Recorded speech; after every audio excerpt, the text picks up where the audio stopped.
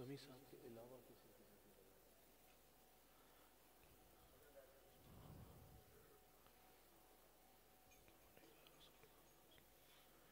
अल्हम्दुलिल्लाहि रब्बिल आलमीन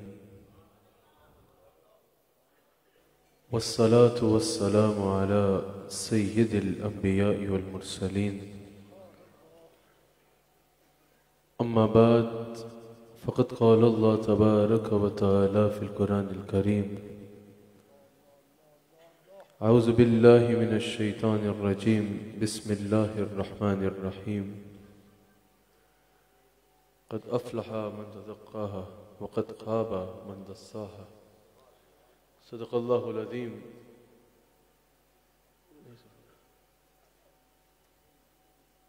हज़रत समी साहब प्रोग्राम सदक़ल्लाहुल अज़ीम व सदक़ रसूलुहुन नबियुल करीम। सच्चा हमारा मालिक, सच्चा हमारा मालिक और सच्चा हमारा खालिक के सिवा उस वाहिद यकता के कोई इबादत के लायक नहीं, और सच्चे उसके प्यारे हबीब आपके और मेरे आका व मौला रहमतल लिल आलमीन खातमुन नबिय्यीन हज़रत सय्यिदिना व मौलाना मुहम्मदुर रसूलुल्लाह सल्लल्लाहु अलैहि वालिहि वसल्लम कि जिनके ज़िक्र की इस खूबसूरत महफिल में मैं और आप हाजिर हैं। नाज़रीन इकराम, AYQ TV पर आप प्रोग्राम देख रहे हैं ईमान और इस्लाम, जो मेरा और आपका हफ्तावार गुफ्तगू का सिलसिला है। अल्हम्दुलिल्लाह मेरे मुर्शिद करीम इस बज़्म मोहब्बत की सदारत फरमा रहे हैं। अल्लाह करीम हमारे शेख कामिल की बरक़ात में मज़ीद इजाफ़ा फरमाए और हम सब को इससे इस्तिफ़ादा करने की तौफ़ीक़ अता फरमाए। AYQ TV के एग्ज़ेक्टिव प्रोड्यूसर मेरे भाई जनाब आमिर फयाज़ी भी तशरीफ़ फरमा हैं। अल्लाह ताला AYQ TV की खिदमत दीन को अपनी बारगाह में कबूल व मंजूर फरमाए। QTV के इस प्रोग्राम में आपके इल्म में है, हम हर हफ्ते किसी नए उन्वान पर गुफ्तगू करते हैं जिससे हम अपनी भी और पूरी दुनिया में सुनने वाली नाजरीन की इस्लाह मकसूद होती है कि हम जहाँ हुज़ूर अलैहिस्सलातु वस्सलाम के साथ निस्बत का इजहार करते हैं, जहाँ हम औलियाए इकराम के साथ हुज़ूर अलैहिस्सलातु वस्सलाम की निस्बतों के साथ अपनी निस्बत का इजहार करते हैं, वहाँ ये सिर्फ ज़ुबानी दावे की हद तक महदूद न रहे, बल्कि ये निस्बत का इजहार हमारे अमल से भी नज़र आए। आज नाज़रीन इकराम AYQ TV पे मैंने जिस उन्वान पे आपसे कलाम करना है वो तसव्वुफ़ की हकीकत है कि तसव्वुफ़ की हकीकत क्या है। यकीनन पूरी दुनिया में तसव्वुफ़ को बड़े इंटरेस्टिंग सब्जेक्ट के तौर पे पढ़ा जाता है।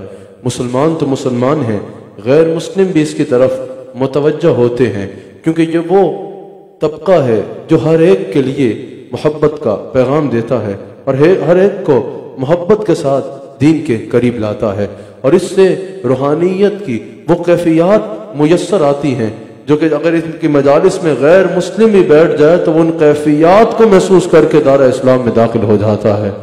नाज़रीन इकराम, आज मैंने तसव्वुफ़ की हकीकत क्या है, तसव्वुफ़ कहते किसको हैं, इससे मुराद क्या है, इस पर आपसे कलाम करना है, क्योंकि आज तसव्वुफ़ के बारे में हर कोई अपनी जहन के मुताबिक राय पेश कर रहा है।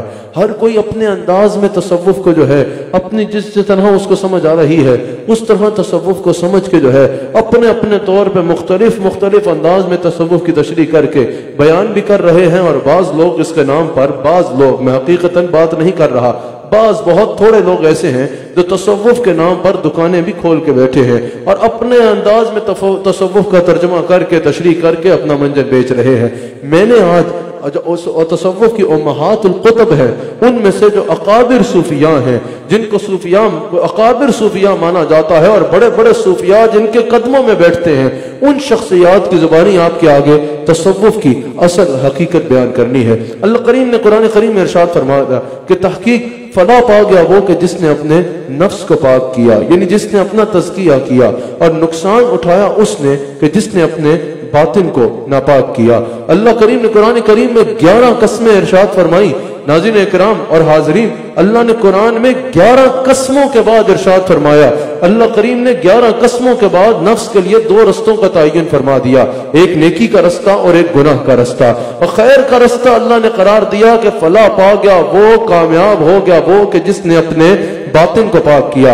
आज हम अपने ज़ाहिरी बूदाबाश की तो बहुत हमें फिक्र होती है, हमारा लिबास कैसा है, हमारी सवारी कैसी है, हमारे बाल कैसे हैं, हमारा चेहरा कैसा दिख रहा है, हमारे लिबास में कोई सलवट तो नहीं आ गई, हमारे लिबास में कोई दाग तो नहीं आ गया। इस अंदाज में हम अपने ज़ाहिरी लिबास की, ज़ाहिरी बूदाबाश की तो हमें बहुत फिक्र होती है, लेकिन अल्लाह करीम ने कुरान करीम में कहीं ये नहीं फरमाया कि तुम्हारी ज़ाहिरी बूदाबाश में जो है तुम्हारी फलाह का इन्हिसार है। ज़ाहिरी तौर पर अच्छा होना चाहिए, अच्छा लिबास होना चाहिए, सब कुछ अच्छा होना चाहिए, लेकिन अल्लाह करीम ने यह नहीं फरमाया कि इस पर तुम्हारी आखिरत की फलाह का इन्हिसार है। अल्लाह करीम ने कुरान करीम में फरमाया कि तुम्हारी आखिरत की फलाह का अगर इन्हिसार है तो वह तुम्हारे बातिन की पाकीज़गी से है, कि तुम्हारा बातिन पाक हो।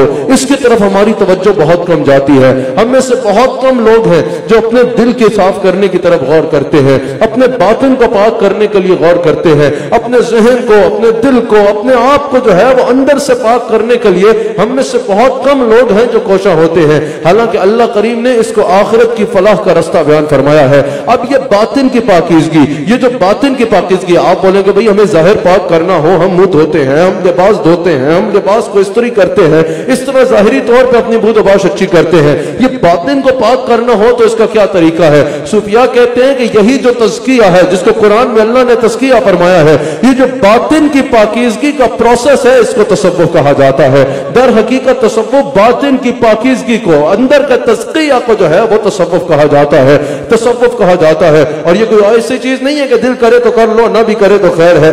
अल्लाह करीम कुरान करीम में सूरह आले इमरान की आयत नंबर 164 में इरशाद फरमाता है, अल्लाह करीम ने जब हुजूर अलैहिस्सलातु वस्सलाम के मकासिद बेअसत का जिक्र फरमाया, हुजूर के फराइज़ नबूवत का जिक्र फरमाया, तो पहला फरमाया कुरान की तिलावत करना, दूसरा फरमाया तज़किया करना यानी बातिन को पाक करना, और फिर तीसरा दर्जा दिया किताब व हिकमत के इल्म देने को।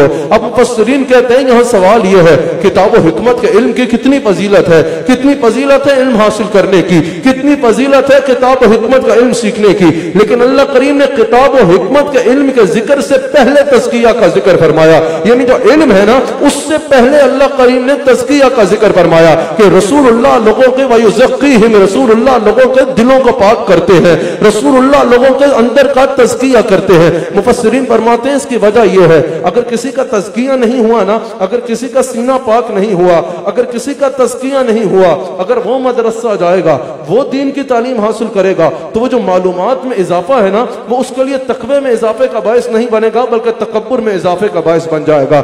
जो जो उसके ऊपर इल्म आता रहेगा, आपने ऐसे लोग देखे होंगे, इल्म का समुंदर है लेकिन तकब्बुर इतना है कि अल्लाह की पनाह। हुजूर फरमाया मुफस्सिरीन ने कि इसकी वजह यह है, तज़किया का जिक्र पहले करने की वजह यह है कि अगर मिसाल के तौर पे कोई तज़किया के बगैर मदरसा चला जाएगा, वो इल्म का इजाफा, उसकी मालूमात में इजाफा तो होगा लेकिन तकवे में इजाफा नहीं होगा, क्योंकि जो जो इल्म बढ़ता जाएगा उसका तकब्बर बढ़ता चला जाएगा, उसका घमंड बढ़ता चला जाएगा, उसका एहसास बरतरी बढ़ता चला जाएगा, तो वो इल्म उसके लिए आखिरत की नजात का या इल्म नाफे का बायस नहीं बनेगा। लेकिन कहा अगर तज़किया हुआ, अगर सीना किसी अल्लाह वाले की नजर में आ गया हुआ और उसने पाक कर दिया हुआ, तो फिर जब वो इल्म हासिल करेगा तो वो तकब्बर में नहीं बल्कि वो तकवे में बायस बनेगा, वो तकवे में इजाफे का बायस बनेगा। ये वजह है कि सूफिया ने कहा कि अल्लाह करीम ने पहले तज़किये का जिक्र फरमाया कि पहले अपने बातिन को पाक कर लिया जाए, पहले अपने बातिन को पाक कर लिया जाए। यही वो बुनियादी असूल हैं जिनके जरिए हुजूर अलैहिस्सलाम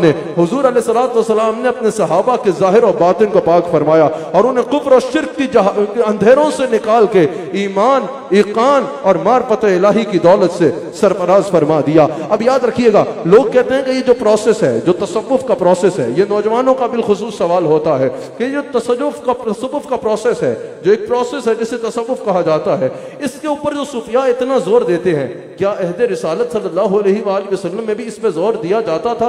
अगर अहद रिसालत में जोर नहीं दिया जाता था तो आज इसकी क्या जरूरत पेश आ गई? क्या अहद रिसालत में भी ये जो तसव्वुफ का, तज़किया का प्रोसेस है, इस पर इतना जोर दिया जाता था या नहीं दिया जाता? पूरी तवज्जो सूफिया ने कहा, सूफिया इस हदीस की तशरीह यूं करते हैं कि तू अल्लाह को देख रहा है, ये मंजिल मुशाहदा है, और अल्लाह तुझे देख रहा है, ये मंजिल मुजाहदा है। मुजाहदा करवाते हैं सूफिया और उस मुजाहदा के जरिए उस मंजिल पे फायज कर देते हैं कि बंदा हकीकतन नमाज में इस कैफियत पे पहुंच जाता है जैसे वो अल्लाह को देख रहा है। मेरे शेख अकबर सिर्फ अपने दौर के मुजद्दिद नहीं बल्कि मुजद्दिद अल-फ़सानी है।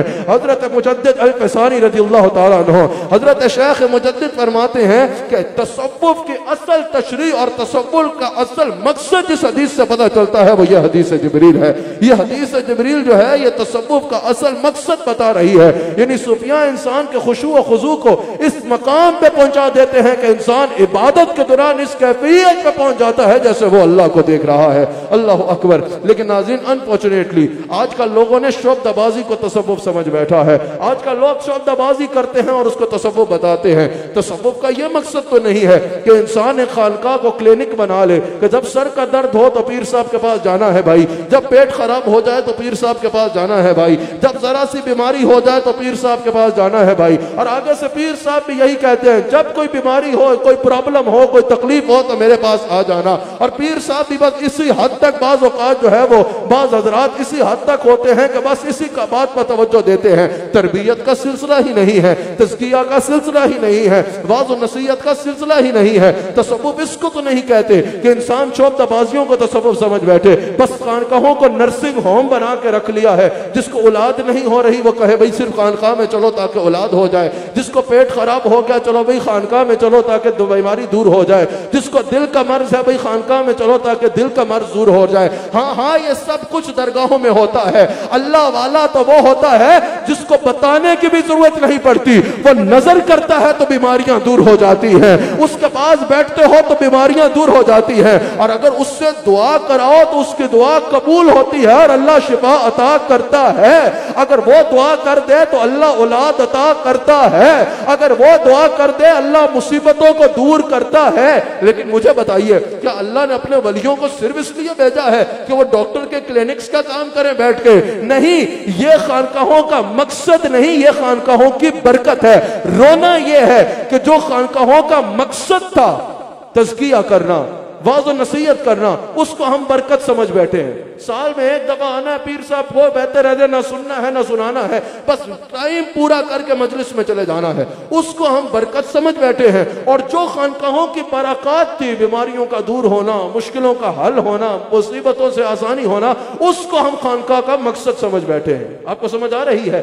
जो बरकत थी उसको हम मकसद समझ बैठे हैं और जो मकसद था उसको हम खाली बरकत समझ बैठे हैं। यही वजह है कि आज हमारी कौम की यह हालत है। यही वजह है कि आज हमारी कौम उस अंदाज में फैज ले नहीं पा रही। असल तसव्वुफ क्या है? हुज़रत सूफिया फरमाते हैं तो कि अहकाम इलाही और सुन्नत मुस्तफ़ा अलैहिस्सलातु वस्सलाम को इस अंदाज से अपना लेना कि इंसान का बातिन पाक हो जाए। असल तसव्वुफ यह है कि जब इंसान अल्लाह वालों के साथ जुड़े, उनके वाज़ नसीहत को सुने और फिर अपने अंदर को इस तरह पाक करे कि अल्लाह और उसके रसूल सल्लल्लाहु अलैहि वसल्लम के अताअत करे। और आप फरमाते हैं कि इस अंदर की पाकीज़गी के जरिए, इस अंदर की पाकीज़गी के जरिए इंसान को अल्लाह का कुर्ब मिल जाए और उस अल्लाह के कुर्ब के जरिए इंसान के मामलात जिंदगी पाकीज़ा हो जाए। इसको तसव्वुफ कहा जाता है।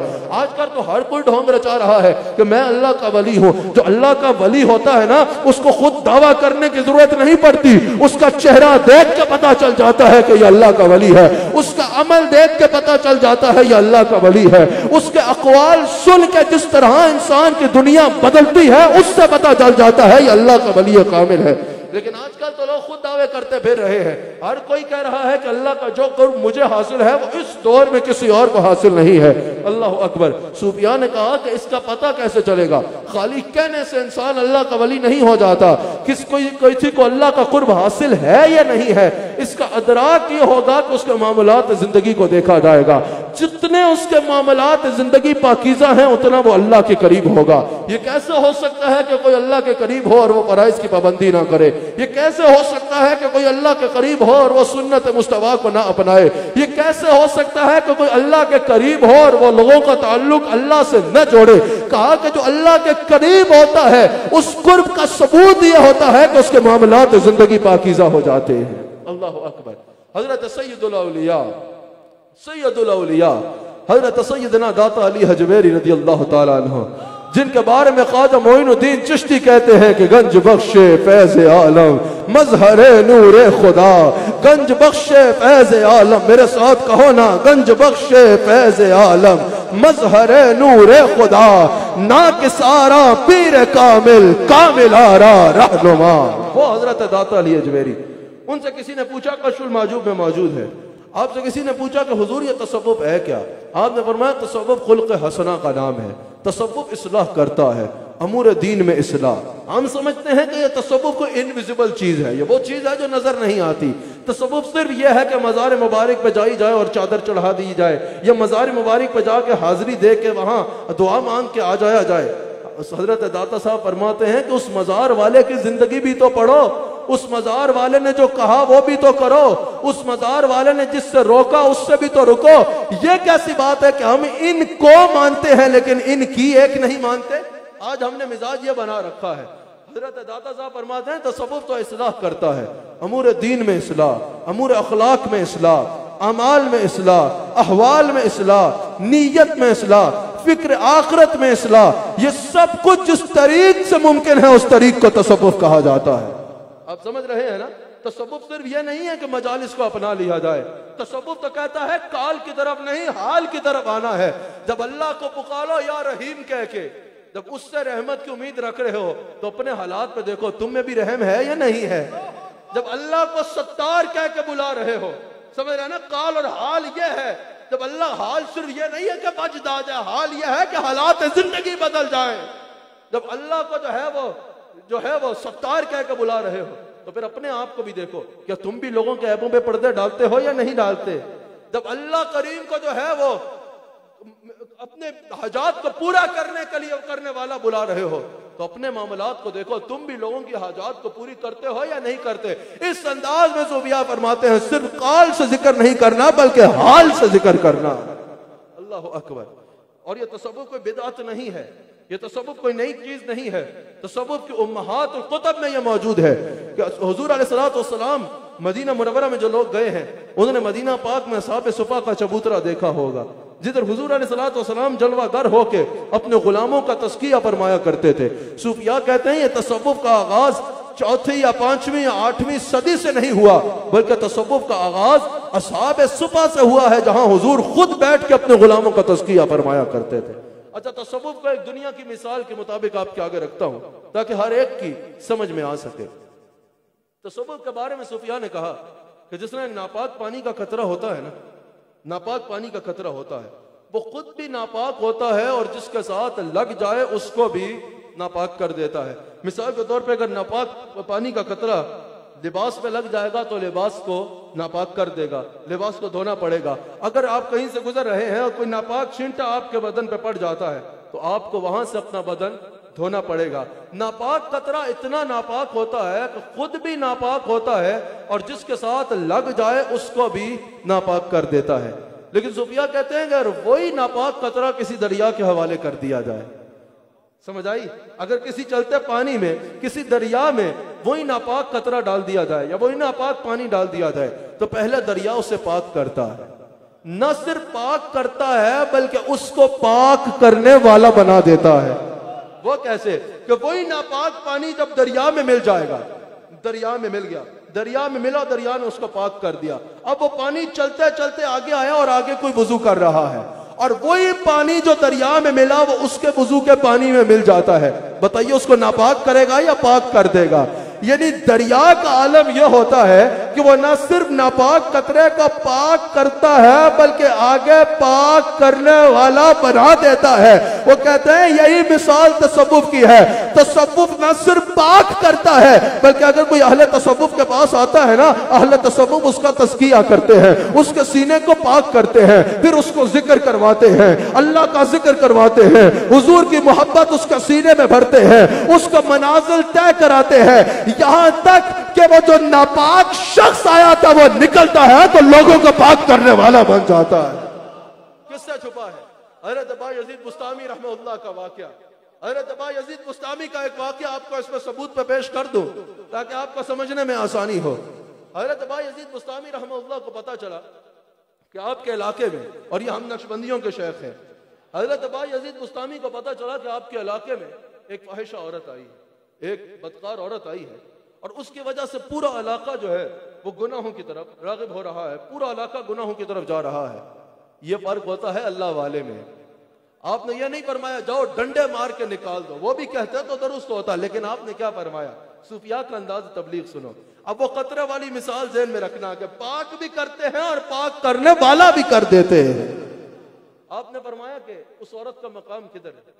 बताया गया हजरत फलां मकाम पे है, पूरा इलाका वहां जाता है और उसकी वजह से गुनाहों का इर्तिकाब करता है। आपने फरमाया चलो उसके अंदर चलते हैं। आप खुद चल के उसके मकाम पे चले गए, आप गए, आपने फरमाया तेरी कीमत क्या है? यहाँ हजरत हमारे शेख और सूफिया एक वक्ता बयान करते हैं कि मुरीद को कैसा होना चाहिए।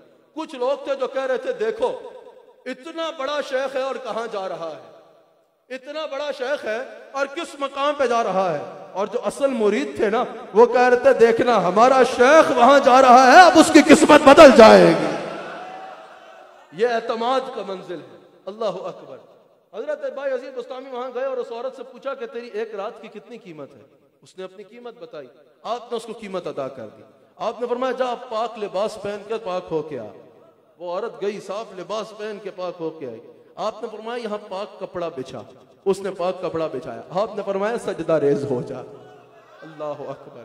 उसने कहा बाबा जी यहाँ लोग इस काम के लिए नहीं आते, यह आप क्या करा रहे हो? आपने फरमाया मैं तेरी कीमत अदा कर चुका हूं, अब जो कह रहा हूं वो कर। उस औरत को कीमत अदा हो गई थी, वो सजदे में गिर गई। वहां वो औरत सजदे में गिरी, वो फाहिशा औरत वहां सजदे में गिरी। यहां बा यजीद बुस्तामी ने निगाहों को आसमान की तरफ उठाया, कहा या अल्लाह जाहिर बदलना मेरा काम था, दिल बदलना तेरा काम है। जानते हो क्या हुआ? लम्हों में उस औरत को तौबा नसीब हुई, लम्हों में वो औरत तायब हुई। एक नजर से आपने उसको रूहानियत के आला मकाम पे फायज कर दिया। सूफिया कहते हैं वो औरत अपने दौर की अल्लाह की वलिया बनी। सिर्फ वो वलिया नहीं बनी, आगे कई पुश्तों तक उसकी औरत की नस्ल में मादरजात वली जन्म लेते रहे।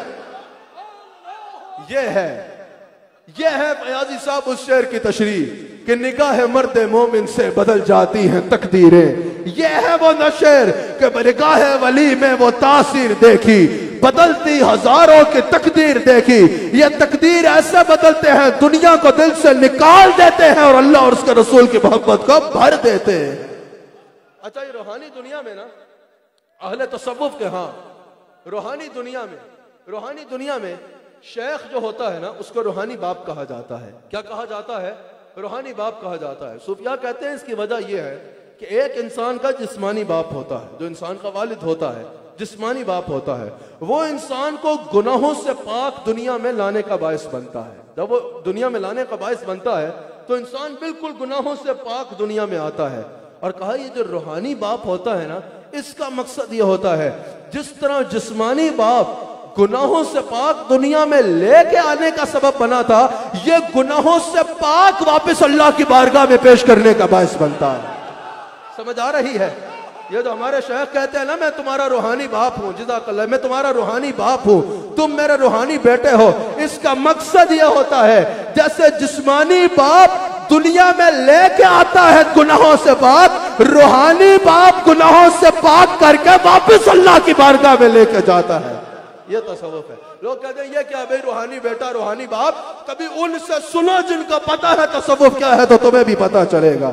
अल्लाह अकबर, अल्लाह अकबर। हजरत शेख अब्दुल कादिर जिलानी गौसे आजम, इमामुल औलिया, सरताजुल औलिया, हजरत शेख अब्दुल कादिर जिलानी गौसे आजम रज़ियल्लाहु ताला अन्हु। ये कैसे हो सकता है तसव्वुफ का बयान हो और गौसे आजम का जिक्र ना आए?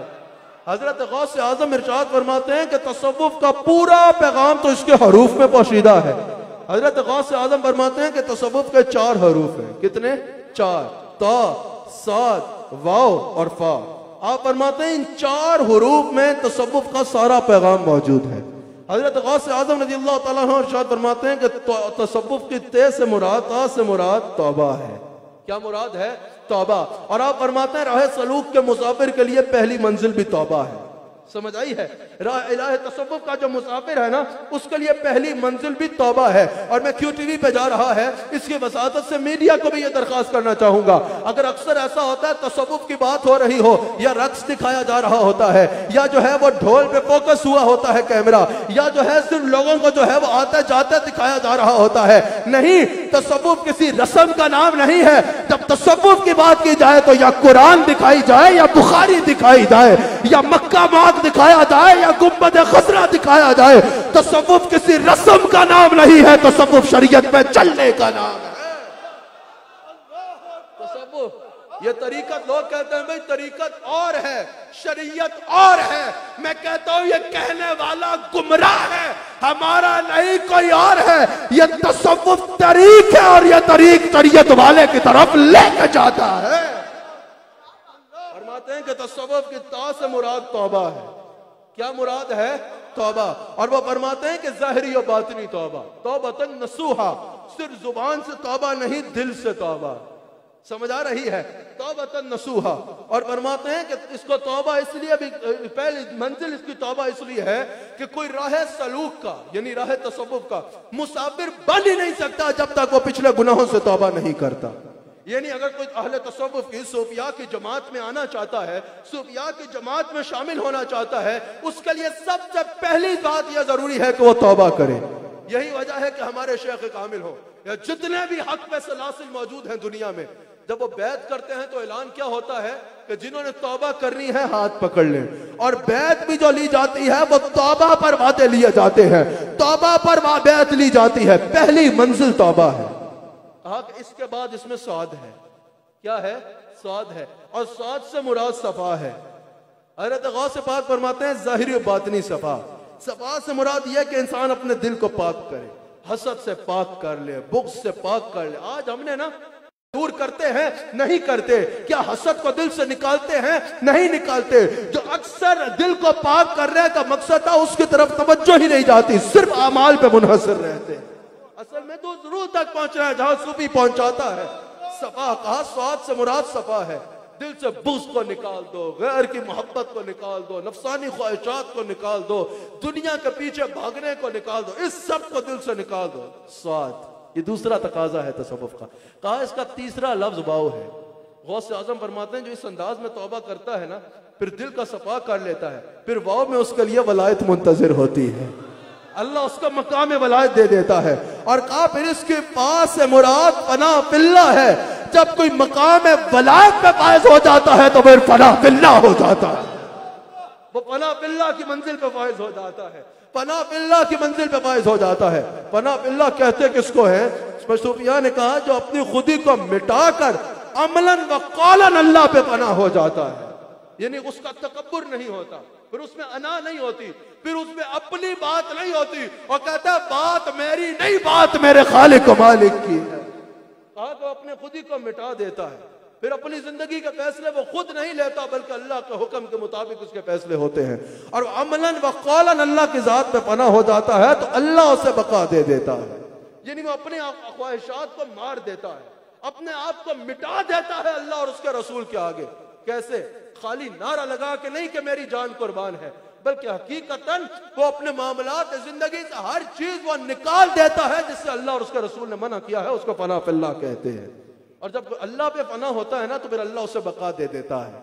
ये जो दुनिया के पीछे फना होते हैं ना, अगर कोई दुनिया के चक्कर में मर जाता है, कोई इश्क माशूकी में मरते हैं, कोई दुनिया के जो है वो मनसब लेने के लिए मरते हैं, वो वाकयातन मर जाते हैं। किसी ने कहा ना मजनू हुआ बदनाम तू लैला को दिल देकर मेरे नबी को दिल दिया होता तो क्या होता। जो दुनिया के पीछे भागते हैं ना वो वाक़यातन पना हो जाते हैं, लेकिन जो अल्लाह के ऊपर पना होते हैं ना अल्लाह उनको बका दे देता है। यहां मजार है ख्वाजा अब्दुल करीम का। 150 साल पहले ये अल्लाह का वली यहां चटाई पे बैठ के अल्लाह अल्लाह अल्लाह करता था। मरना हर किसी ने है, ये भी अपनी कब्र अनवर में चले गए। मुझे बताओ 150 साल पहले पिंडी का नाम क्या था, किसी को पता है? 150 साल पहले यहां का गवर्नर कौन था, किसी को पता है? 150 साल पहले यहां किस बादशाह की हुकूमत थी, किसी को पता है? 150 साल पहले यहां कौन वजीर आजम था, किसी को पता है? किसी को नहीं पता। लेकिन अरब व अजम में बच्चे बच्चे को ख्वाजा अब्दुल करीम का नाम पता है। वजह क्या है? ये दुनिया पे नहीं अल्लाह पे फला हुआ है। भैया जी साहब, मैं लाहौर गया, मैं बादशाही मस्जिद वैसे ही चला गया। वहां उन्होंने कहा कि ईशा की नमाज पढ़ा दे। मैंने कहा पढ़ा देते हैं। मैंने ईशा की नमाज पढ़ाई। मैं वहां से निकला ना जब बादशाही मस्जिद से, तो मैंने देखा एक बहुत बड़े किले का दरवाजा है। मेरे साथ वहां की सारी इंतजामिया आ गई। जब उन्हें पता चला मैं आया हूं, मैंने पूछा ये इतना बड़ा दरवाजा किस चीज का है? कहा यह किला है। मैंने कहा यहाँ कौन रहता था? कहा यहाँ फला फला फला बादशाह रहता था। मैंने कहा यार इतना बड़ा किला उनका था? कहा हाँ उतना, ये सारा बड़ा जो किला है उनका था। मैंने कहा क्या पूरे लाहौर पे हुक्म उनका चलता था? उन्होंने कहा कहां से आए हो, कहां की अकल है? पूरे लाहौर पे नहीं पूरे हिंदुस्तान पे उनका हुक्म चलता था। मैंने कहा उनकी कहीं किसी की करीब में कब्र है? कहा बिल्कुल कब्र है। मैंने कहा वहां तो बहुत रश होता होगा। कहा रश क्या होना है, महीने बाद कोई सफाई करने चला जाए तो चला जाए, वरना कोई फातिहा पढ़ने भी नहीं जाता। मैंने कहा फिर बादशाह इसको तो नहीं कहते। मैंने कहा 7 वाले मोहल्ले में एक फकीर होता था अली हजवेरी, 1000 साल पहले चटाई पे बैठ के अल्लाह अल्लाह अल्लाह करता था। 1000 साल के करीब हो गया उसे कब्र में गए, लेकिन आज भी बड़े बड़े बादशाह उसकी चौखट में सलामी देते हैं। बड़े बड़े ताजदार वहां दरियोज़ागरी करते हैं, बड़े बड़े सनतकार वहां झाड़ू देते हैं, कतारें लोगों की वहां लगी होती है। मैंने कहा बादशाह वो नहीं होता जो दुनिया के पीछे भागता है, बादशाह वो होता है जो अल्लाह पे फला हो जाता है। बादशाह वो होता है, बादशाह वो होता है जो अल्लाह पे पना हो जाता है। वक्त कितना रह गया? मैं बड़ी तेजी से बात को खत्म करता हूं। बादशाह वो होता है जो अल्लाह पर, फयाजी साहब कह रहे हैं बढ़ा देंगे कुछ टाइम, अल्लाह इनकी बरकत को बढ़ा दे माशाअल्लाह। बादशाह वो होता है जो अल्लाह पर पना हो जाता है। याद रखना दुनियादार बाकी नहीं रहता, दुनिया का इक़्तिदार भी बाकी नहीं रहता, जिंदगी में खत्म हो जाता है। दुनिया की दौलत भी बाकी नहीं रहती, दुनिया की रंगीनियां भी बाकी नहीं रहती, दुनिया की चांदनी भी बाकी नहीं रहती, दुनिया का इख्तियार भी बाकी नहीं रहता, लेकिन जो उस बाकी के साथ ताल्लुक बना ले वो बाकी हो जाता है। हम नक्शबंदियों में एक पीर है, हम नक्शबंदियों का एक पीर है जिसको बाकी बिल्लाह कहते हैं। आपको पता है इनको बाकी बिल्लाह क्यों कहते हैं? एक मर्तबा हजरत बाकी बिल्लाह के पास एक शख्स आया। फयाजी साहब उसने हजरत से पूछा कि हुजूर ये पना क्या है और बका क्या है? आपने फरमाया कल आना, कल बताऊंगा। वो अगले दिन आया तो उसने देखा बहुत ज्यादा रश था। उसने कहा लगता है आज हजरत ने तकरीर करनी है और आज के बयान में बताएंगे कि पना क्या है और बका क्या है। वो मजमे में लग गया। उसने पूछा इतना रश क्यों? कहा बाकी बिल्लाह का इंतकाल हो गया है। वो परेशान हो गया कि हजरत ने मुझे बताना था आज जवाब और आज ही फौत हो गए, कल बता देते।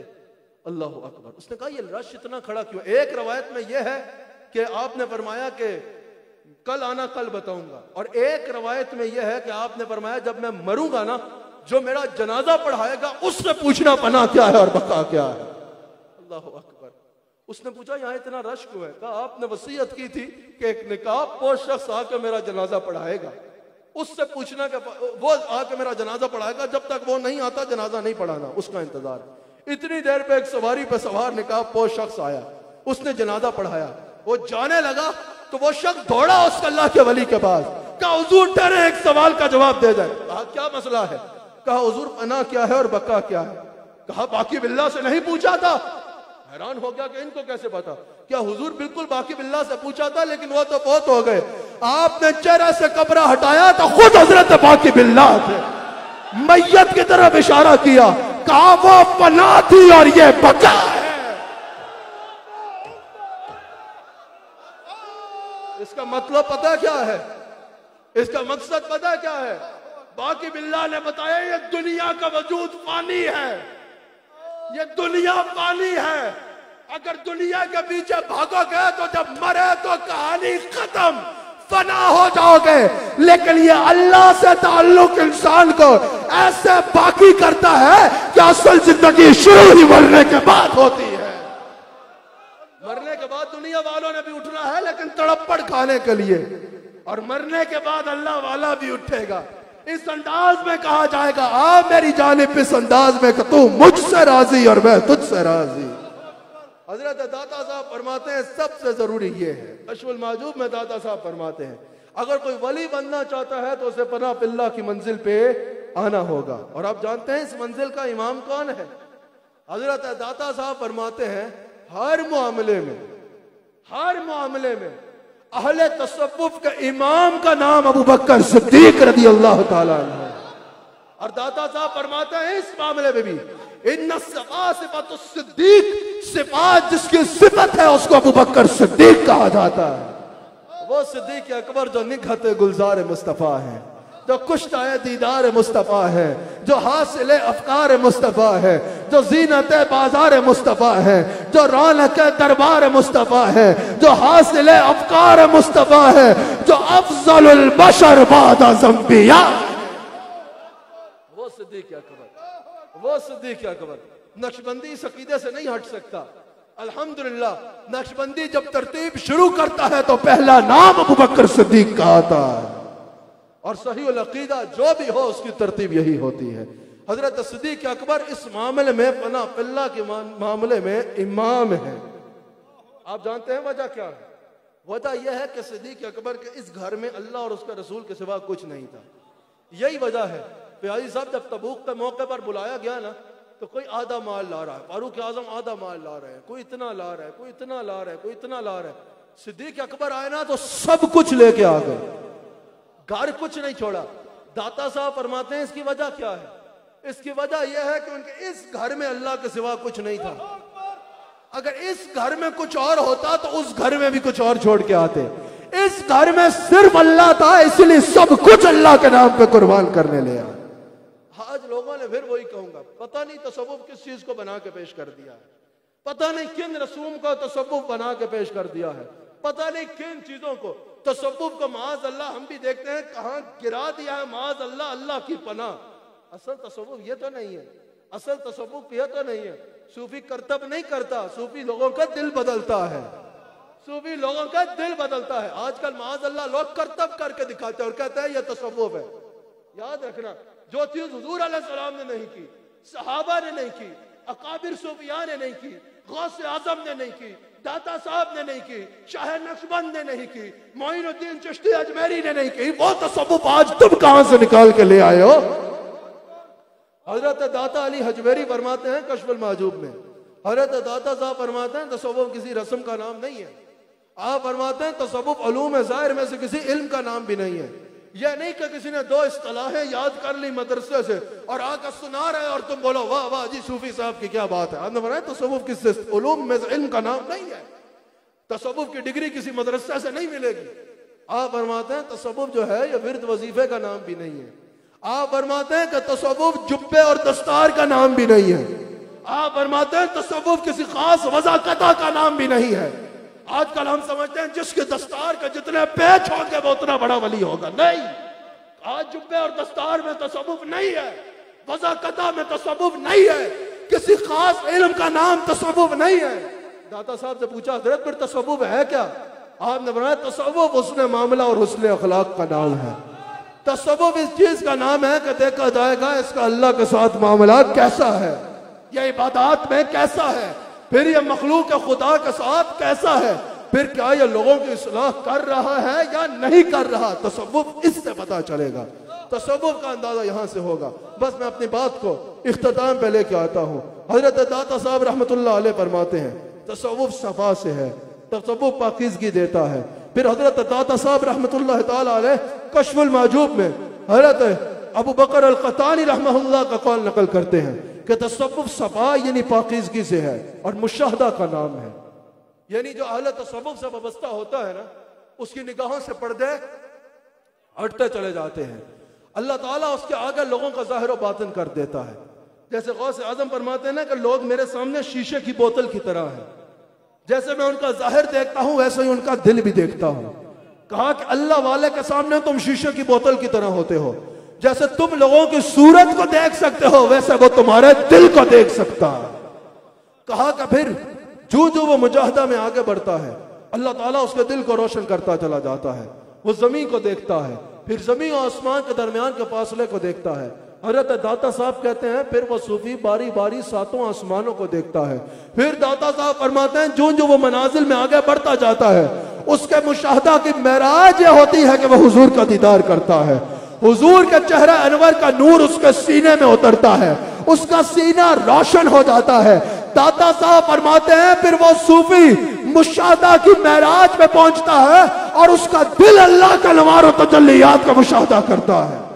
वो उस मंजिल पे पहुंच जाता है कि खुदा खुद मीर मजलिस बूद के अंदर ला मका खुसरो मोहम्मद शब में महफिल बूद के शब जाए के मन बूद हम। उस मंजिल पे पहुंच जाता है, मन बूद हम वो उस मंजिल पे पहुंच जाता है। तो दाता साहब फरमाते हैं लेकिन जो इस मंजिल पे होता है ना उसके तवज्जो फिर मकसूद हकीकी के अलावा किसी पे नहीं जाती। यह नहीं कि वो ये सारी मनाजिल तय गया कर गया है फिर उसकी नजर मकसूद हकीकी से हट जाए। जब कोई इस मंजिल पे आता है तो फिर उसको अल्लाह और उसके रसूल के सिवा कुछ नजर नहीं आता, फिर और दुनिया उसके आगे कोई हैसियत ही नहीं रखती। हजरत भाई अजीज बुस्तामी रहमतुल्लाह अलैह जिनका मैंने अभी कुछ देर पहले भी जिक्र किया, आपकी उम्र जब 70 साल हो गई ना, आपको मुशाहदा की मंजिल पे जब आप उरूज पे पहुंच गए और जब कमाल पे पहुंच गए, हजरत भाई अजीज से किसी ने पूछा हुजूर आपकी उम्र क्या है? आपने फरमाया 4 साल। उसने कहा हुजूर उम्र क्या है? आपने फरमाया 4 साल। कहा हुजूर आपकी पूछ रहा हूं, आपकी उम्र क्या है? आपने फरमाया मैं अपनी उम्र बता रहा हूं 4 साल। उसने कहा किबला हमारी उम्रें हो गई हैं, हम बचपन से आपको देख रहे हैं, सफेद दाढ़ी है, उम्र 4 साल कैसी बात कर रहे हैं? आपने फरमाया 4 साल पहले मुझे मंजिल मुशाहदा मिली है, मंजिल मुशाहदा का यह मकाम मिला है, उसके बाद मैं पिछली उम्र तो गिनता ही नहीं। उम्र है ही वो तो इस मकाम पे गुजरी है। अल्लाह अकबर। अल्लाह ताला हमें इन सूफिया के तरीक पर चलने की तौफीक अता फरमाए। ये मुशाहदा की मंजिल जो है ना, ये बड़ी आला मंजिल होती है। मैंने चंद मिनट में अपनी बात को समेटना है, चंद मिनट में मैंने अपनी बात को समेटना है। ये जो मुशाहदा की मंजिल है ना, इससे इंसान को वो मकाम मिलता है जो खाली किताब से नहीं मिल सकता। लेकिन आजकल फिर बातें की जाती हैं, लोग अपनी जो हालत छुपाने के लिए कहते हैं भाई इल्म किताब का रास्ता और है और इल्म नजर का रास्ता और है। ऐसी बात नहीं है। याद रखना, हर इल्म किताब वाले के पास इल्म नजर नहीं है, हर इल्म किताब वाले के पास इल्म नजर नहीं है, लेकिन हर इल्म नजर वाले के पास इल्म किताब है। ये जहन में रखना। समझ आ रही है या नहीं? हर इल्म नजर किताब वाले के पास, हर आलिम के पास इल्म नजर नहीं है, लेकिन हर सूफी के पास इल्म किताब है। हजरत मुहद्दिस इब्न जौज़ी रहमहुल्लाह, इनका अहले तसव्वुफ में भी बड़ा नाम है और अहले इल्म में भी बड़ा नाम है। उलमा इनके नाम से बखूबी आगाह है। हजरत मुहद्दिस इब्न जौज़ी जो है ना, ये बाद में तो बहुत बड़ा सूफी बने। आपको पता है ये पहले अहले तसव्वुफ के सख्त खिलाफ थे और अहले तसव्वुफ के खिलाफ गुफ्तगू किया करते थे कि ये सूफी जो है ये किस्से कहानियां सुनाते हैं, इनके पास जाके वक्त जाया ना किया करो। आप अपने साहबजादा को भी तलकीन करते हैं ये अहले तसव्वुफ की मजालिस में ना जाया करो। एक मरतबा किसी ने कहा कि बगदाद में आए हो, शेख अब्दुल कादिर जिलानी दर्स दे रहे हैं, जाके दर्स सुन लो। अरे क्या कहा? दर्स कुरान दे रहे। कहा वो तो मैं भी दे लेता हूँ, मैंने नहीं सुनना। कहा एक बार सुनो तो सही, एक बार सुनो तो सही। हाँ फरमाते हैं मुहद्दिस इब्न जौज़ी के मैं सुनने चला गया। कहा आपने एक तफसीर बयान की वो मुझे पता थी, 5 तफसीरें बयान की वो भी मुझे पता थी, 11वीं तफसीर पे जब आप पहुंचे तो वो भी मुझे पता थी। कहा आपने 11 के बाद 40 तफसीर बयान फरमाई टोटल। कहा 11 तो मुझे पता थी, लेकिन बाकियों में सिर्फ ये नहीं कि मुझे पता नहीं था, मैं हैरान ये हो रहा था कि जिस सतह पे आप जाके कलाम कर रहे थे उस सतह पे तो आज तक कभी किसी का दिमाग गया ही नहीं। कहा मुझे ये वाज़ेह हो गया कि ये सूफिया जाहिल नहीं होता, ये कुरान का इल्म रखते हैं। कहा लेकिन फिर मैंने एक बात पे हैरान हुआ। कहा आपने सिर्फ इतना कहा कि आओ आप काल से हाल की तरफ आते हैं। क्या कहा कि आओ काल से हाल की तरफ आते हैं। कहा आपका इतना कहना था कि मजमे पे ऐसा वजद आ गया कि मैं खुद बेकाबू हो गया। हाँ, मुझे उस दिन पता चला कि उन सूफिया की मजलिस में जो कैफियत होती है वो मुनफरिद होती है, वो मुनफरिद होती है। इमाम जलालुद्दीन सयूती रहमहुल्लाह, हदीस में कितना बड़ा नाम है इनका। इमाम जलालुद्दीन सयूती कहते हैं मुहद्दिसीन में भी इनका बहुत बड़ा नाम है और मुफस्सिरीन में भी इनका बहुत बड़ा नाम है और सूफिया में तो है ही है। जलालुद्दीन सयूती एक मरतबा हदीस लेने के लिए मिस्र जा रहे थे। रस्ते में एक अल्लाह के वली शहाबुद्दीन सारी से मिले। उन्होंने पूछा कि सयूती कहाँ जा रहे हैं? कहा हुजूर हदीस लेने मिस्र जा रहा हूँ। आपने बोला इतनी दूर क्यों जा रहे हो? मेरे मुसल्ले पे बैठ जाओ। सयूती कहते हैं मैं आपके मुसल्ले पे बैठा, मैंने 2 नफल पढ़े और आंखें बंद की। मैं इंतजार कर रहा था कि कोई आलिम आके हदीस बताएगा। वो कहते हैं क्या हुआ? मैंने आंखों को बंद किया तो देखा रसूलुल्लाह जलवागर है सल्लल्लाहु अलैहि वसल्लम। हुजूर ने मुझे अपनी हदीस खुद इरशाद फरमाई, खुद हुजूर ने मुझे अपनी हदीस बताई। कहा जब मैं उस मुराकबे की कैफियत से बाहर आया ना, मैं शहाबुद्दीन सारी के कदमों पे गिर गया। मैंने कहा हुजूर बताओ ये मंजिल मिली तो मिली कैसे? ये मंजिल कैसे मिलती है? हजरत शहाबुद्दीन सारी ने जवाब दिया मैं आपको बता दूं ये मंजिल कैसे मिलती है, आपको भी बात समझ आनी है। हजरत शहाबुद्दीन सारी ने कहा सयूती जिंदगी का 40 दिन ऐसे गुजार कि तवज्जो रसूलुल्लाह से ना हटे, तवज्जो रहे तो हुजूर की तरफ रहे, अल्लाह तुझे ये मंजिल अता फरमा देगा। फिर आपको पता है मसलक देवबंद का कि बहुत बड़े इमाम अल्लामा अनवर शाह कश्मीरी कहते हैं कि जलालुद्दीन सयूती उस बंदे का नाम है जिसको उसके बाद 72 मरतबा जागती आंख से मुस्तफा का दीदार हुआ। ये मंजिल मुशाहदा सूफिया से मुयस्सर आती है, जिनका यौम विलादत भी है हजरत ख्वाजा हबीब रहमान रहमतुल्लाह अलैह। वो कहते हैं कि अगर मुझे कोई हदीस समझ में नहीं आती ना, मैं आंखों को बंद करता हूँ, हुजूर की बारगाह में पेश हो जाता हूँ, हुजूर मुझे खुद अपनी हदीस समझा देते हैं। जिस वाकया पर मैंने अपने आज के लेक्चर को कंक्लूड कर देना है, खत्म कर देना है, इंशाल्लाह फिर आइंदा किसी प्रोग्राम में ही हाजी साहब क्यों टीवी पर ही इस तसव्वुफ के मौजू को लेके आगे चलेंगे इंशाल्लाह। हजरत मौलाना रूम को देखो ना, ये मंजिल कैसे मिली? दरिया के किनारे बैठ के दीन पढ़ा रहे, अल्लाह के वली गुजरे शम्स तबरेज। पूछा मौलाना ये क्या है? जलालुद्दीन रूमी ने कहा बाबा आगे बढ़ो, ये वो है जो तुम नहीं जानते। ये क्या है? ये वो है जो तुम नहीं जानते। शम्स तबरेज ने क्या किया? सारी किताबें दरिया छुपा देती। मौलाना हैरान हो गए, कहा मेरी उम्र की कमाई जाया कर दी, ये क्या कर दिया?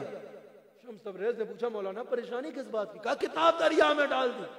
आने का ठहर, आपने दरिया से किताब निकाली तो किताब सलामत थी, आपने झाड़ा तो उससे धूल उड़ी। मौलाना रूम हैरान हो गए, कहा शम्स तबरेज ये क्या है? कहा ये वो है जो तुम नहीं जानते। कदमों पे गिरे, कहा मौलवी हरगिज न शुद मौला रूम ता गुलामे शम्स तबरेज़ी न शुद। लेकिन याद रखिएगा इससे मकसद ये नहीं है कि उलमा पे उंगली उठाई जाए, उलमा पे तनकीद की जाए कि इनको क्या पता।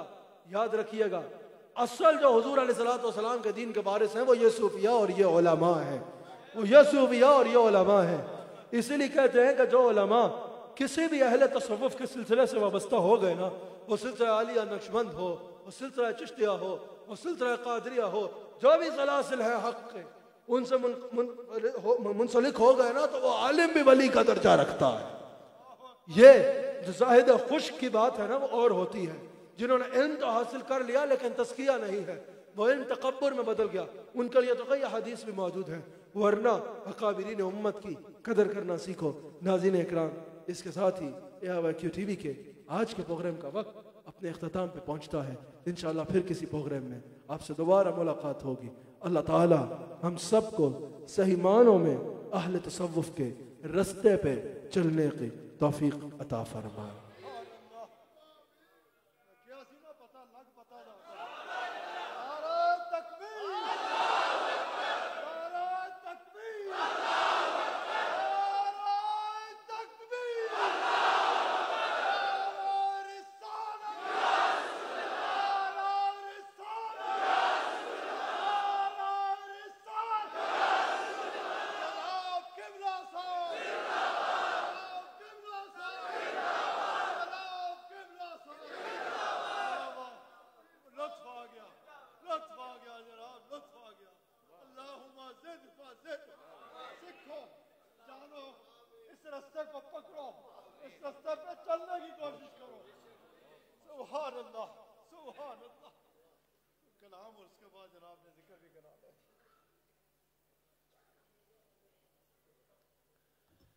मेरे शेख का हुक्म है कलाम पढ़ने के लिए, अपने शेख के हुक्म पे दो अशार पढ़ दूंगा।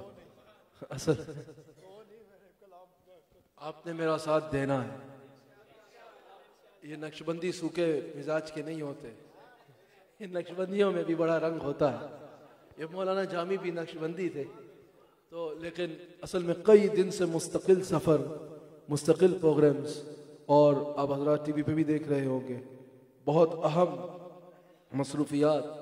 ज़ाहिर है जब लोग इस्लाम के नाम पे धब्बा लगाने की कोशिश करते हैं तो अल्हम्दुलिल्लाह अल्लाह ताला इसादत अता फरमाता है कि वो मशाइख, वो उलमाए हक़ जो इस्लाम का असल पैगाम आम करने के लिए निकलते हैं, अल्लाह उसमें हमें भी तौफीक अता फरमाता है।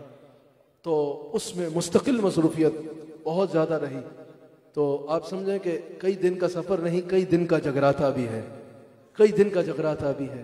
तो उस वजह से आवाज़ कुछ डिस्टर्ब हुई है, लेकिन आपने मेरे साथ देना है। तसव्वुफ का जिक्र हुआ, मैं हज़रत मुजद्दिद का जिक्र करना चाहता हूँ, लेकिन उससे पहले दो अशार नात शरीफ के आपने मेरे साथ इस्तिग़ाज़े की सूरत में पढ़ना है। आपके कदमों में आना मेरा काम था, आपके कदमों में आना मेरा काम था, मेरी बिगड़ी बनाना आपका काम है। आपके कदमों मेरा काम था, मेरी बिगड़ी बनाना आपका काम है। आपके कदमों में आना मेरा काम था, मेरी बिगड़ी बनाना आपका काम है। मेरी आँखों को है दीद की आरज़ू, रुख से पर्दा उठाना आपका काम है। किया चांद कुर्बान आपके नाम पर, किया चांद कुर्बान आपके नाम पर, किया चांद कुर्बान आपके नाम पर, हो निगाह करम अपने को काम पर, छोड़ दी हमने कश्ती आपके नाम पर, छोड़ दी हमने कश्ती आपके नाम पर, अब किनारे लगाना आपका काम है। छोड़ दी हमने कश्ती आपके नाम पर, सब किनारे लगाना आपका काम किया चांद कुर्बान आपके नाम पर, किया चांद कुर्बान आपके नाम पर, किया चांद कुर्बान आपके नाम पर, हो निगाह काम पर छोड़ दी हमने कश्ती, आपके नाम पर छोड़ दी हमने कश्ती, या रसूल अल्लाह छोड़ दी हमने कश्ती, आपके नाम पर अब किनारे लगाना आपका काम है, आपके कदमों में आना मेरा नाम था, मेरी किस्मत जगाना आपका काम है, साकिया चाँद कुर्बा आपके नाम पर, साकिया चाँद कुर्बा आपके नाम पर, हो निगाहे करम अपने खुदाम पर छोड़ दी हमने कश्ती, आपके नाम पर अब किनारे लगाना आपका काम है, मेरे दिल में फकत आपका राज है, ज़हन आपके तस्वर का मोहताज है, एक निगाहे करम ही मेरी इलाज है, एक निगाहे करम या रसूल अल्लाह, एक निगाहे करम ताजदार हरम, एक निगाहे करम या रसूल अल्लाह, एक निगाहे करम ही मेरी इलाज है, लाज मेरी निभाना आपका काम है, निगाहे करम ही मेरी इलाज है, लाज मेरी निभाना आपका काम है, मेरे दिल में फकत आपका राज है, ज़हन आपके तस्वर का मोहताज है, एक निगाहे करम ही मेरी इलाज है, एक निगाहे करम या रसूल अल्लाह, एक निगाहे करम ही मेरी इलाज है, लाज मेरी निभाना आपका काम है, आपकी चौखट कहाँ ये जबी, आपके जूदो करम की तो हद ही नहीं, जिसको दुनिया में ना कोई अपना कहे, जिसको दुनिया में ना कोई अपना कहे, उसको अपना बनाना आपका काम है, जिसको दुनिया में ना कोई अपना कहे, उसको अपना बनाना आपका काम है, जिसको दुनिया में ना कोई अपना कहे, उसको अपना बनाना आपका काम है, सवाल जहां अपनी झोली भरे, पूरी सरकार सबकी मुरादें करे, दूर तैबा से रोते तड़पते हैं जो, दूर तैबा से रोते तड़पते हैं जो, उनको दर पर बुलाना आपका काम है, दूर तैबा से रोते तड़पते जो, उनको तैबा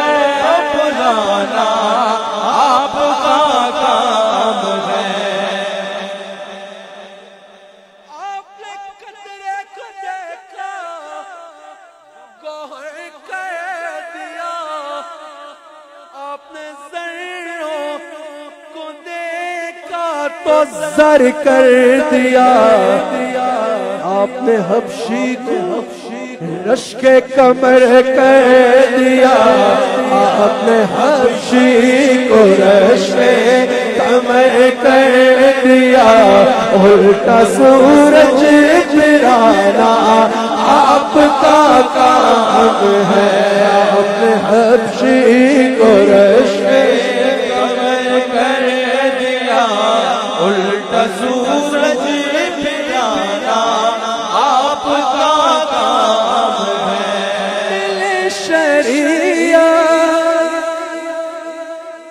मिले शरिया से इजाजत अगर मुझे इसकी तो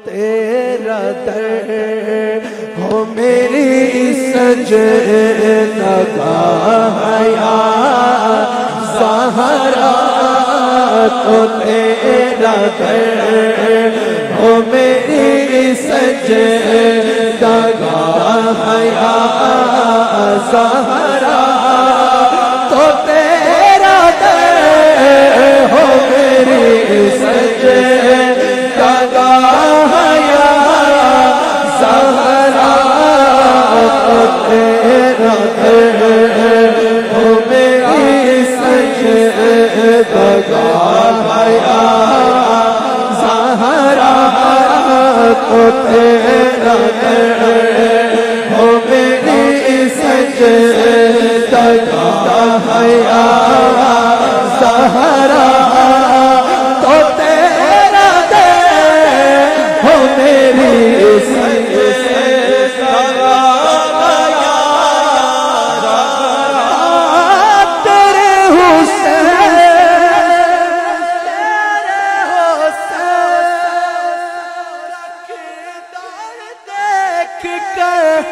अब तक पुकारते हैं मलक वाया ज़हरा पुकारते हैं मलक वाया ज़हरा पुकारते हैं मलक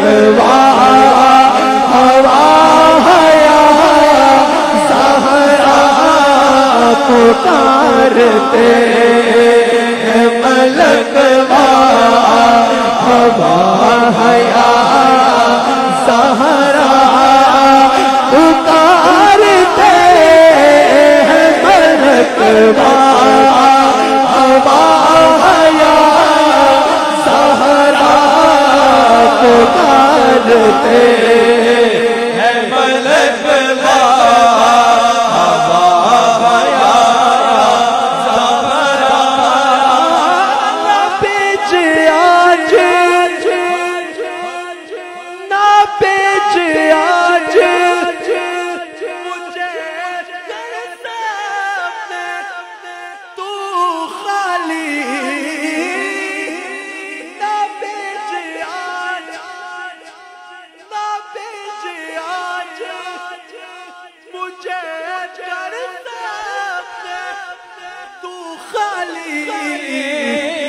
तेरे बादशाहों के शाहया ज़हरा के तेरे बादशाहों के शाहया ज़हरा के तेरे बादशाहों शाहों के शाहया शाहों के शाहया शाहों के शाहया के तेरे बादशाहों के शाहया ज़हरा के तेरे बादशाहों के शाहया ज़हरा के तेरे बादशाहों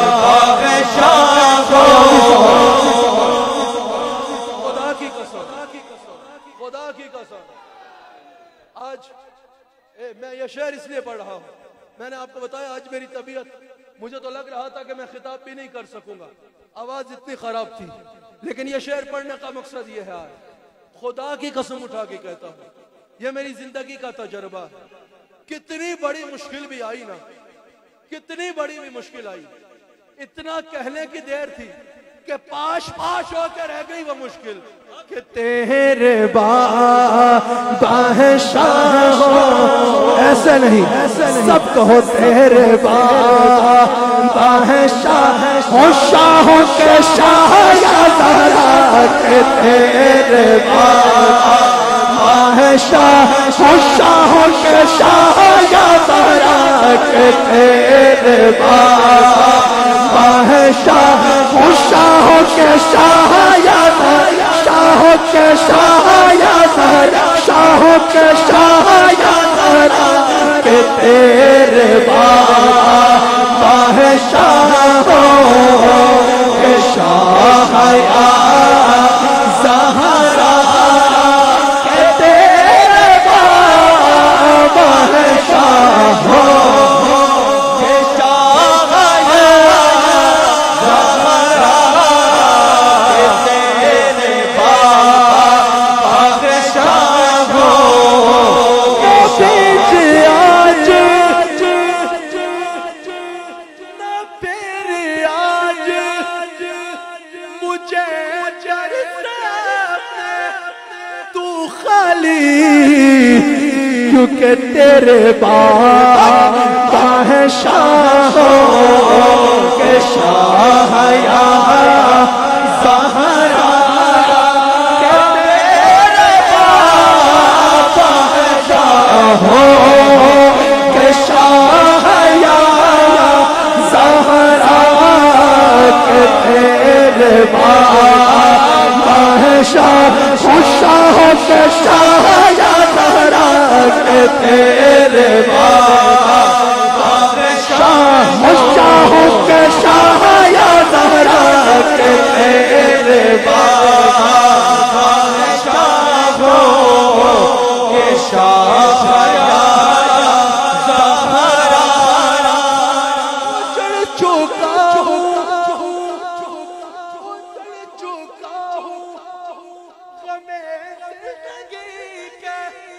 हाथों से पड़ा हूँ दर पे, पड़ा हूँ दर पे बहाले तबाह या ज़हरा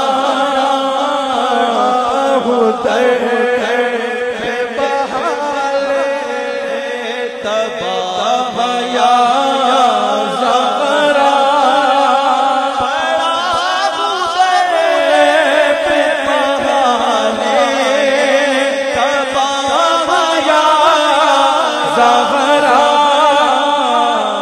खुद में टूट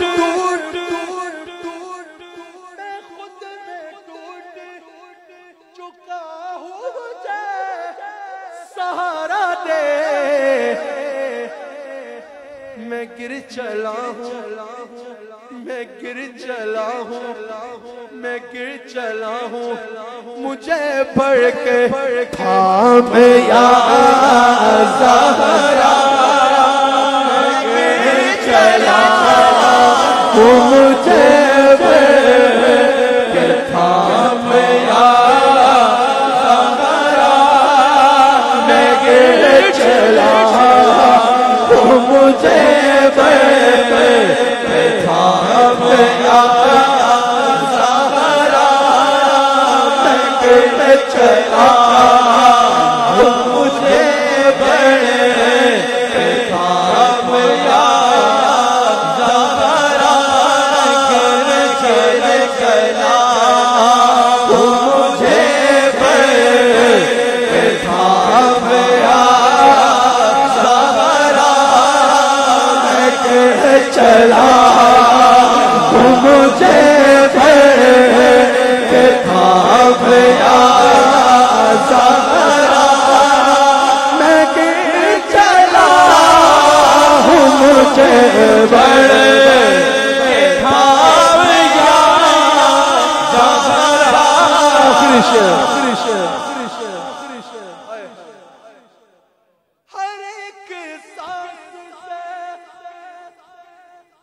सैयदा पाक का जिक्र आते ही कैसे मुअत्तर हो गई मैं। मुझे लग रहा है कि सैयदा पाक देख रही है ये कैसे मेरे बारगाह में नजराने अकीदत पेश कर रहे हैं। महफिल की कैफियत बता रही है ना, बता रही है ना कैफियत। दिल बता रहा है या नहीं कि सैयदा पाक की नजर पड़ रही है। हर एक सांस से आते मुस्तफाक में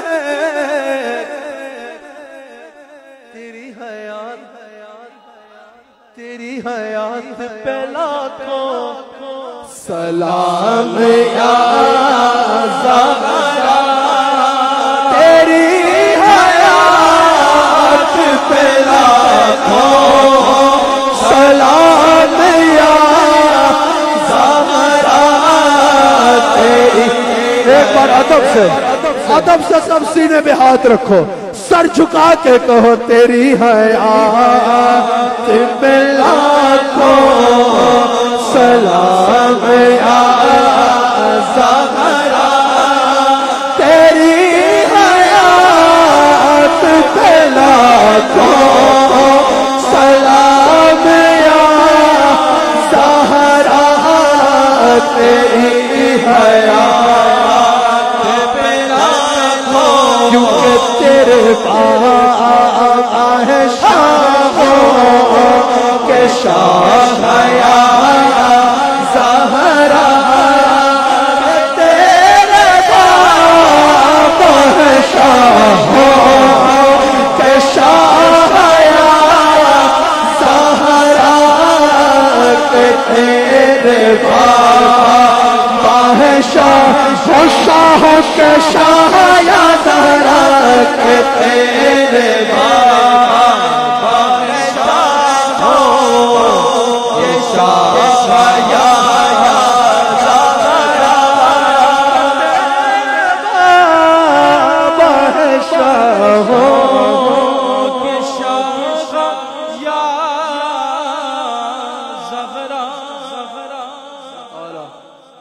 इसको अपनी बारगाह में कबूल फरमाए।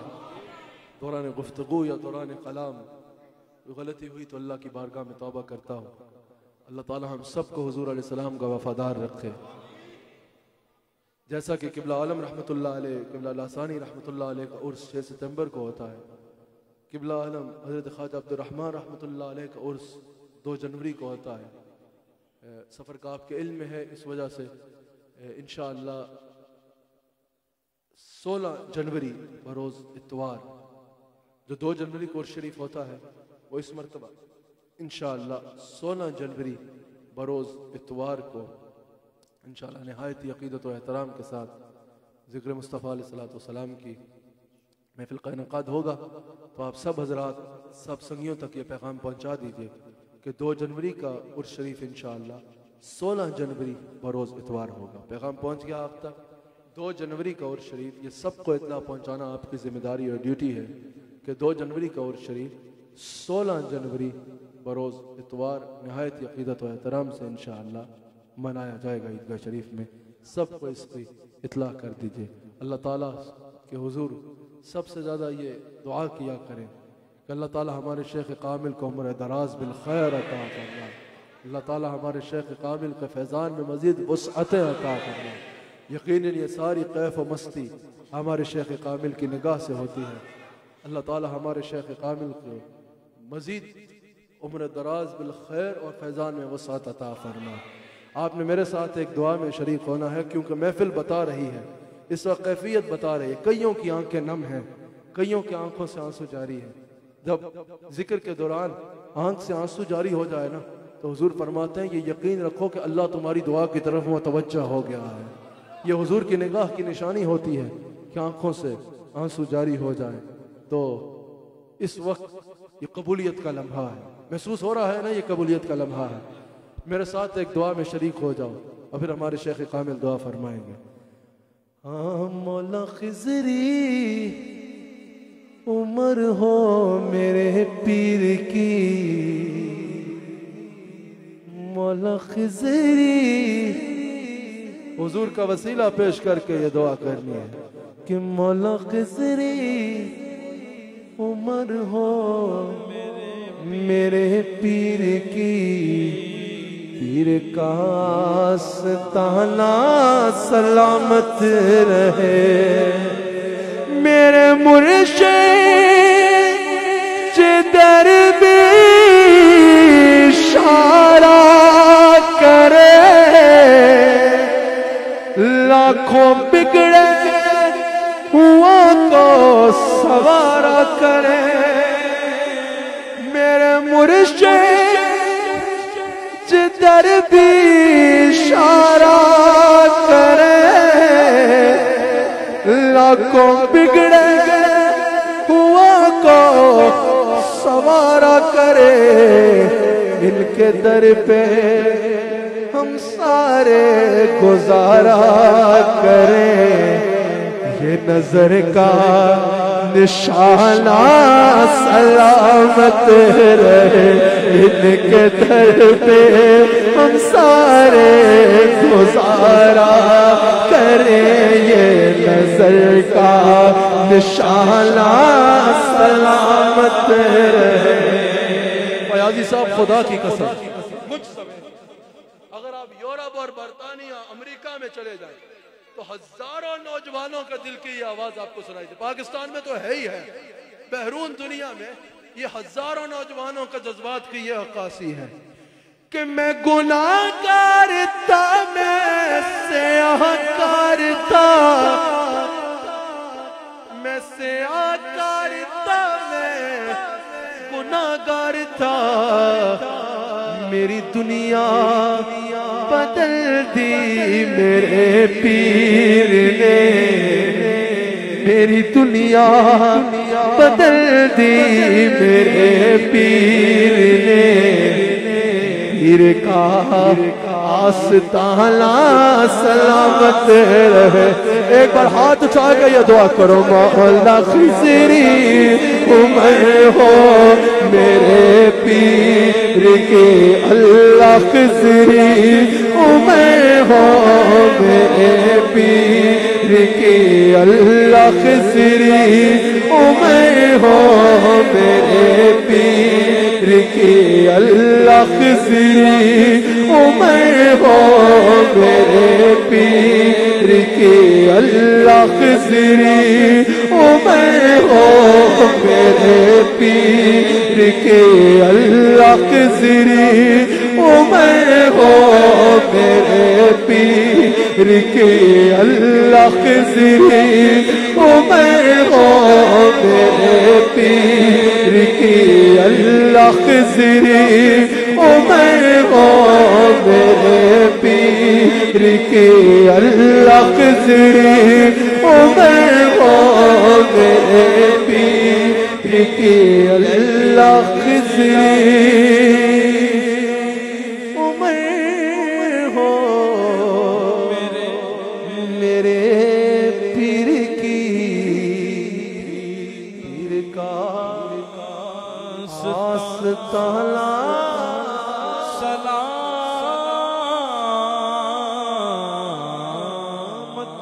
रहे।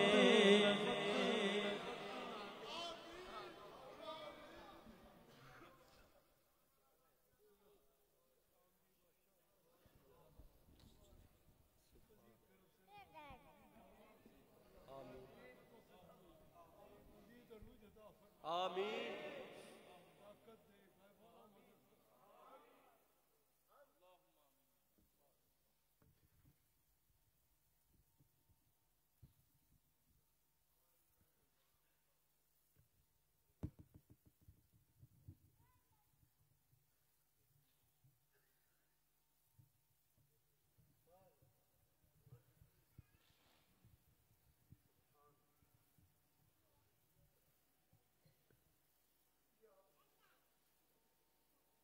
कि या सच्ची सच्ची खरी खरी बातें होती हैं, ना कोई तसन्नो है ना कोई बनावट है।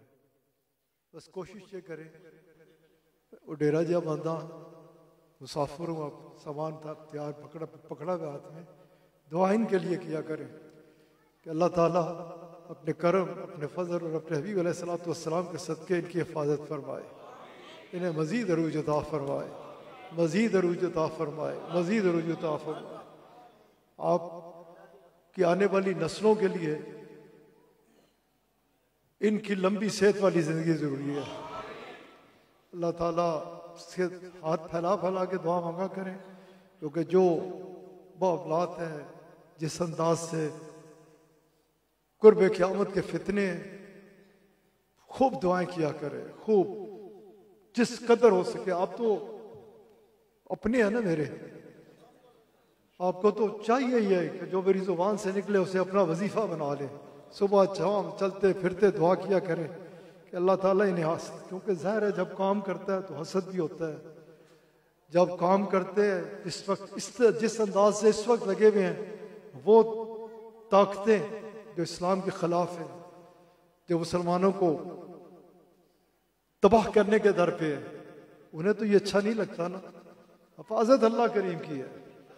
मैंने पीछे भी किसी जगह एक बात की थी कि मैं मदीना पाक में एक रूहानी शख्सियत से करम हुआ, एहसान हुआ, उनसे मुलाकात हुई, शफकत फरमाते रहे, साथ ले गए कमरे में। पिछली हाजिरी की बात है। नूरानी चेहरा, खूबसूरत बातें, ढेरों दुआएं। मैंने उनको घुटनों पे हाथ रख लिया। मैंने कहा एक दुआ चाहता हूँ जो मैं आपसे भी कहता हूँ। मैं ख्वाजा साहब की बड़ी तारीफ करता हूँ, ये हर जगह, कैप्टन साहब, हर एक आप में से किसका दिल नहीं धड़कता किबला साहब की मोहब्बत में? किसको इनके परसों तरसों कोई दुआ थी किसी जगह, जब वो कहने लगा दुआ तो जरूर, लेकिन किबला साहब साथ हो तो फिर हर संगी का चेहरा खिल उठता है इन्हें देख के।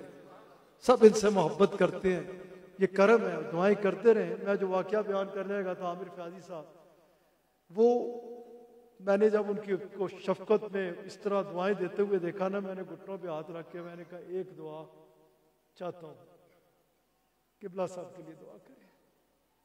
मैंने इनका नाम लिया, मैंने कहा इनके लिए बहुत दुआ करें कि मेरा एहसास यही है, मेरा सब कुछ ये है, आप मेरे लिए नहीं, इनके लिए दुआ करें कि अल्लाह ताला इन्हें सेहत वाली लंबी ऐसी खूबसूरत जिंदगी अता फरमाए कि जिधर जाए ना, जिधर से गुजरे उधर रसूलुल्लाह सल्लल्लाहु अलैहि वसल्लम की मोहब्बत की खुशबू बिखेरते चले। मेरी तरफ देखते रहे, देखते रहे, देखते रहे, बड़ी देर देखते रहे। आखिर वो कहते हैं परेशान ना हुआ कर, अल्लाह ताला ने इनकी मदद के लिए जिब्राइल को मुकर अब मदीना पाक हो, फिर एक रूहानी शख्सियत हो, उस सरजमीन से इनके लिए ये सुनने के बाद फिर बेटा मैं जोर दे के कहता हूँ, हालात जो है ना अजीब व गरीब होते चले जा रहे हैं। जिस जगह पहुंच चुकी है ना आप सल्लल्लाहु अलैहि वसल्लम, रौनक अफरोज, आपने जब इन मामलात का जिक्र फरमाया ना तो सहाबा किराम पे कपी तारी हो गई। अर्ज करने लगे या रसूलुल्लाह सल्लल्लाहु अलैहि वसल्लम, हम तो सल्लल्लाहु अलैहि वसल्लम उस वक्त तो हम तो नहीं होंगे। आपने कहा नहीं तुम नहीं होगे, तुम्हारी औलादों भी नहीं होंगी। तो वो शुक्राने के लिए अल्लाह के हुजूर गिर गए कि हम वो नहीं देखेंगे क्या जो आज मैं और आप देख रहे हैं, जिन कैफियत का हम शिकार हैं। तो ऐसे वक्त में ये ठंडी हवा का झोंका है, ऐसे वक्त में ये आप सल्लल्लाहु अलैहि वसल्लम को खूबसूरत मोहब्बत का पैगाम देने के लिए जिस अंदाज से अभी जिस तरह बात कर रहे, दिन कहीं रात कहीं, दुआवा कीता करो। मैं इसको निचोड़ यूं कहता हूं कि इनके लिए दुआ दर हकीकत आप सबके लिए अपने लिए दुआ है। हम अब पहले अल्लाह का जिक्र जी, सारे ही अल्लाह के जिक्र या पहले आखिर में उस पर जाए? मेरा ख्याल है पहले आप, अब जो खानकाही निज़ाम का असल है, अज़कार वज़ाइफ, उस तरफ चलते हैं। अब सब गिरदो पेश से बिल्कुल गिरदो नवाज से बेखबर हो जाए। अब उसकी तरफ रजू करें जिसके पास बैठे थे, जिसके हुजूर हाजिर थे, जिसकी मोहब्बत में इकट्ठे थे, कि वो अपने हबीब सल्लल्लाहु अलैहि वसल्लम के सदके हम सब के हाल पे रहम फरमा दे। अब जिक्र में ये जो होता है, इसमें सबसे ज्यादा जरूरी ये चीज होती है कि आप इस तरफ तवज्जो करें, इस तरफ ख्याल रखें कि आपका ध्यान इधर उधर से सब तरफ से हट जाए मुकम्मल तौर पे। अभी ये जो 40 रोज की बात कर रहे थे ना, दुआ करें कि कदे वो वक्त आ जाए साड़ी जिंदगी मदीना पाक में आ जाए तो बल्ले बल्ले तो उधर। लेकिन इंशाअल्लाह वो भी मिलेगा। लेकिन कभी बैठ जाइए 40 दिन सर सब तू कट के, बस हर तरफ से किसी तरफ ध्यान ना हो। आप ही ये जिक्र फरमाते होते हैं, किसी तरफ बैठ जाएं हर जगह से कट के, अगर वो कर्म हो जाए तो क्या बात है। तो ये अभी जिक्र की तरफ चलने लगे हैं, तो जो करें सब हजरात हर तरफ से ध्यान को हटा दें और किबला साहब सबको जिक्र कराएंगे। ज़ोदानु होकर बैठ जाए, आंखें बंद कर लें, अपने आप को अपने रब के जिक्र में याद में रख कर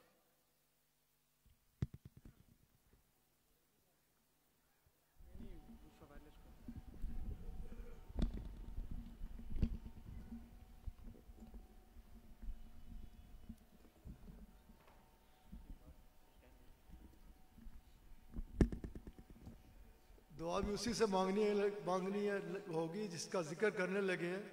ऐसा